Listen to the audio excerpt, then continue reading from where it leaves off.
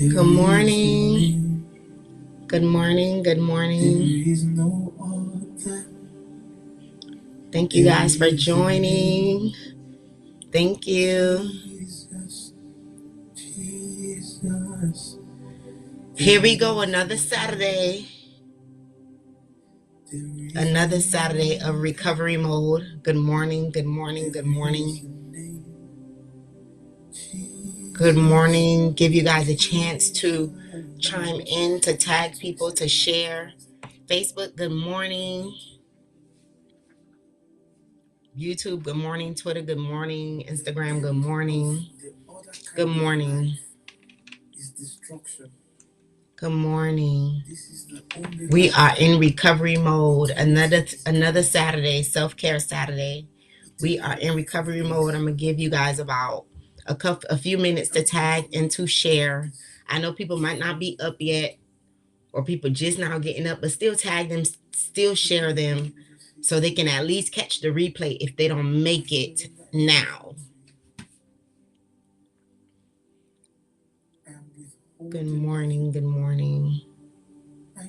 I appreciate you guys for tuning in, who are up and tuning in. I thank y'all so much for y'all sacrifice, for being consistent with all these Saturdays that we have been on.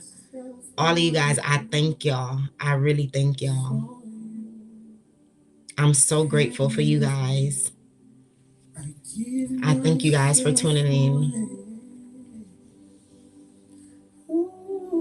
I know today, our speaker today has been postponed till the 25th, which is my spiritual mother, Apostle Regina Martin. She's been postponed till the 25th. So today I will be speaking, and it's not a coincidence that I'll be speaking today.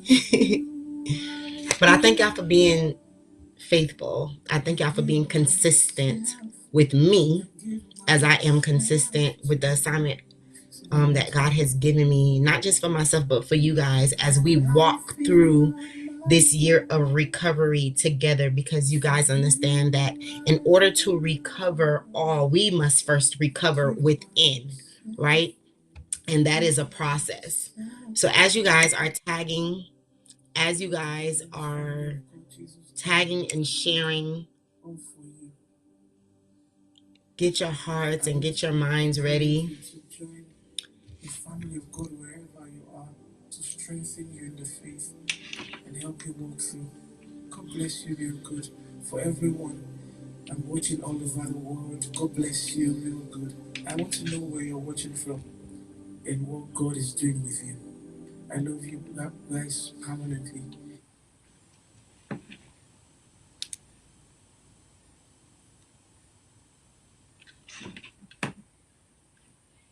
I'm going to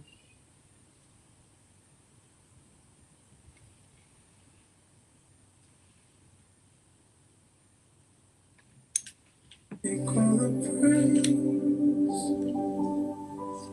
take all the honor, take all the praise. For those of you who are on Facebook, YouTube, and Twitter, please follow me on Instagram at Latricia J. Raphael _. That's Latricia J. Raphael _. Because when I have my guests, I can only tune in. I can only stream through Instagram for right now until I figure out a system to stream on all my platforms. But until then, I'll be streaming on Instagram when I have guests. When I'm by myself, I can stream on all platforms. But when I have guests, I only stream through Instagram. So once again, you can follow me on Instagram at Latricia J. Raphael _. Latricia J. Raphael _. I thank y'all for tuning in. I thank you guys for tagging and for sharing this broadcast on this morning. So we're going to go ahead and start. And you guys know, with recovery mode, I like to always define what is recovery mode, what is the process of recovery mode. And I want you guys to understand that recovery is a return to normal state of health, mind, and or strength. A normal state to health, mind, and or strength. The other part is the action or process of regaining possession or control of something stolen or lost. The action or process of regaining possession of something stolen or lost. Today, as we are in the month of February, and for those of you who know, like a lot of people consider this month probably Black History Month, Love Month, whatever it may be, right? However, today God led me to touch on the topic of the importance of love through recovery. The importance of love through recovery. And it's like, oh my gosh, Teresa, where are you going with this? And this is for everybody, whether you're married, whether you're single, whether you're dating, courting, whatever it may be, woman or man. There is an importance of love through recovery. And about 2 weeks ago, as I'm in this recovery mode with, I have a couple people that signed up for this for 30 days of recovery with me. And one of the questions that was asked to me was, when it comes to relationship, because we're in a love month, so this is the topic of relationship. This is the topic of being with someone, or being in a situationship or entanglement with someone. Not all of y'all can attest to that, but I can. How did I break it? What got me to a place that enough was enough? What made me walk away and not go back? Listen, when I thought about, as I was answering this question, I didn't hesitate to answer this question, but I did go back and assess this question. And truth be told, many people have this same question, like, this is so hard, like it's like a soul tie. This is like, this thing has a grip on me, right? And of course, we know, when we invest not just our bodies into someone, but our time, our emotions, monies, whatever it is that was invested consistently into someone, it forms a bond, it forms a tie, right? So, how I answer this question is, I remember being in this one situationship, because it was never a relationship, and I was in it for a good 3 years. Yeah, a good 3 years. And I remember being in this place, and when I answered the question, I told the person that I got tired of being the second person. I got tired of feeling not worth being committed to. I got tired of being the hidden one. I got tired of it being me being in this place, yet I'm compromising my mind. I'm compromising my peace. I'm compromising my dignity. I'm compromising my worth just to be in a position of unsurety. Yes, the individual was feeding me words, but yet there was no action behind it. Chance after chance, there was no action behind it. And I had to, this is 3 years now. So every time I made up my mind to go, I found myself going back. Every time I made my mind, I made my mind, I'm done. I don't want to be in this situation, this toxic situation anymore. And when I say toxic, I'm talking about, it was toxic to my mind. There might not have been a physical abuse or mental abuse, but there was an emotional abuse, because though the individual was feeding my emotions, the reality of the situation was, it wasn't good for me. It was unhealthy, right? And so now I'm in a place where I feel stuck. I'm in a place where I feel entangled, because this is all I know. This is what I was convenient with. This is what I was comfortable with. And at the time, I felt like I was unworthy to be in another situation, to be in a committed relationship. I felt this was all I know. I felt this was all I could do, because I was insecure, because I didn't know who I was, right? And so it wasn't until I got to a place where I assessed everything that I went through in that 3-year situationship, why I stayed or why I wanted it so bad. And I realized I got comfortable with the false reality of the situation. I got comfortable with the false reality of the situation. And so I got tired of being in a place of I'm in a situationship, and it's unhealthy. I'm compromising who I am. I'm compromising my confidence, my self-worth, my dignity for something that has no hope. 3 years, the same thing. I'm being treated the same way. It's a repeated cycle. And I had to make up in my mind, not my emotions. I had to make a decision with my mind, with the reality of the situation, that I was tired. And if I wanted something different, I had to do something different. Though it was painful, though I didn't know if I would ever be in a relationship again, if I would ever be in love again, I still had to make that decision with faith and with hope that there will be an expected end for my good. So one of the things I told her was I told the individual was assessing my why. Why did I stay for so long? Why did I feel like I had to stay? Right? Then the next thing what assisted me in letting go was accountability. So when I got to that place that I was tired, I got to that place was I don't want to settle anymore. When I got to that place, I found accountability. I remember being in a conversation with a couple of friends, and I told them, this is what I want, and this is what I want to do, and this is what I'm going to do. And I need you guys to keep me accountable. And true enough, when I let that situation go, Jesus, it was not easy, because it was all I knew. It was what I was comfortable with. It was a false reality that I was comfortable with and I was okay with, right? At the time. So imagine being okay with something for so long, and then you have to let go and experience something new, hoping for something new that you never had. So when I let go, I changed my number, I changed my location, and I told those individuals, if this person reach out to you, do not give them my number, do not give them my location.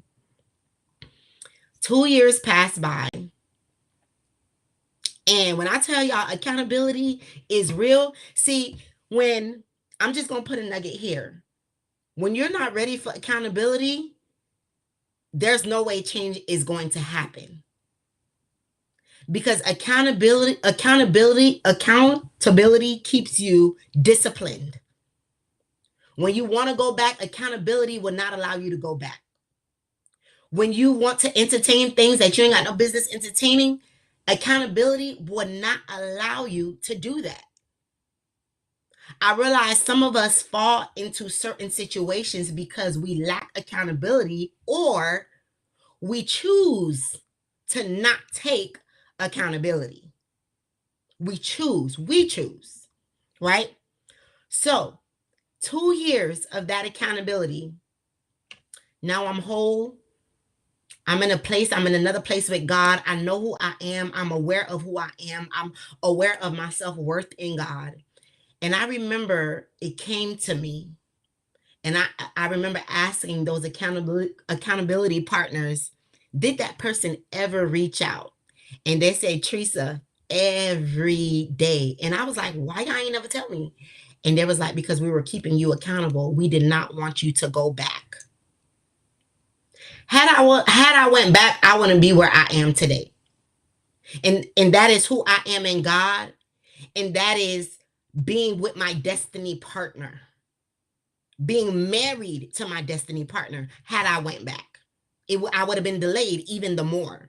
And that's what I want you guys to understand. Being that we are, the importance of love through recovery is God will place people in your life, not according to our love, but his love for us, not just to keep us accountable, but in due time, we end up with our destiny partners.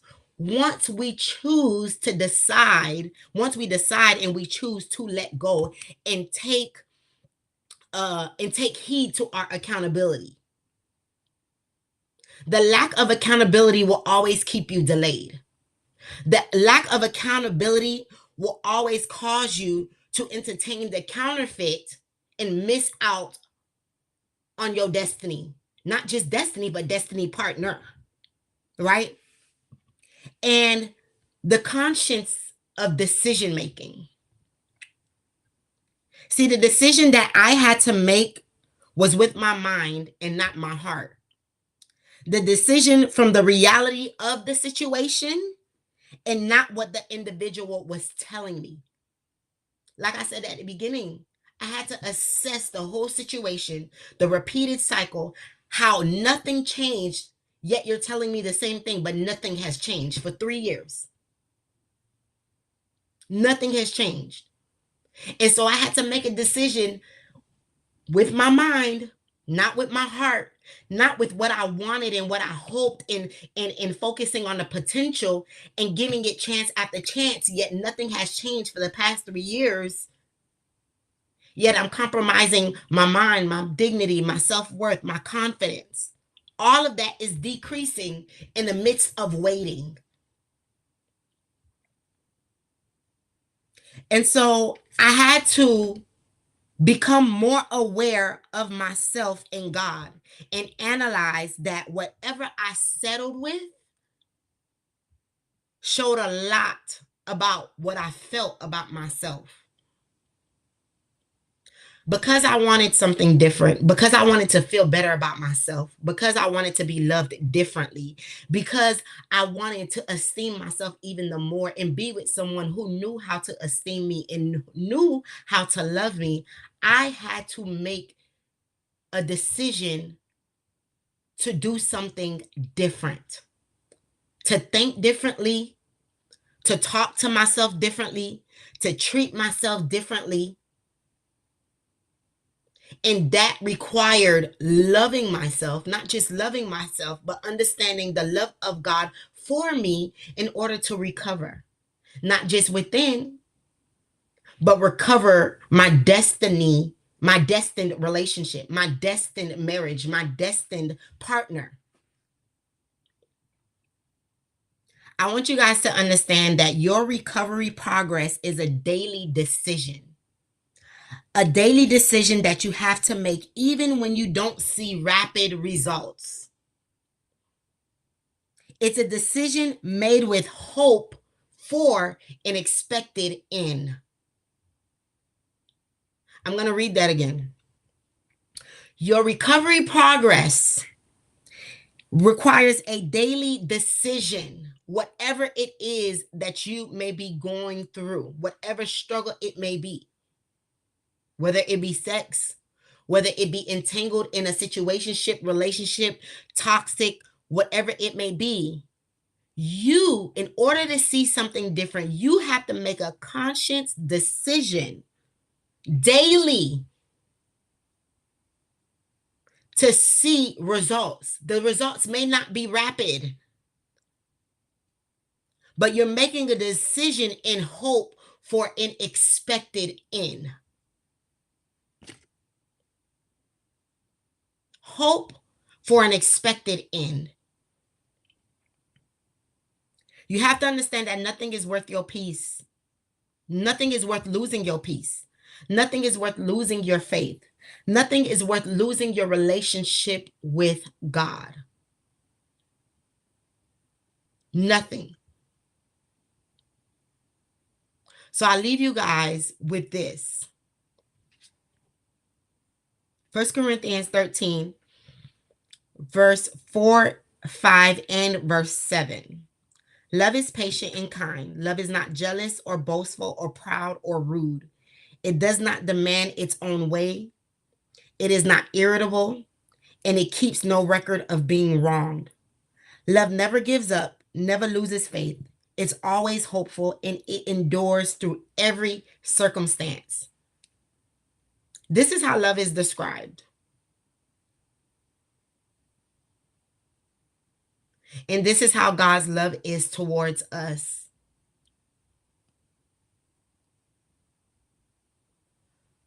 And so this is how love should be towards yourself. And this is how love should be towards others. This is the importance of love through recovery.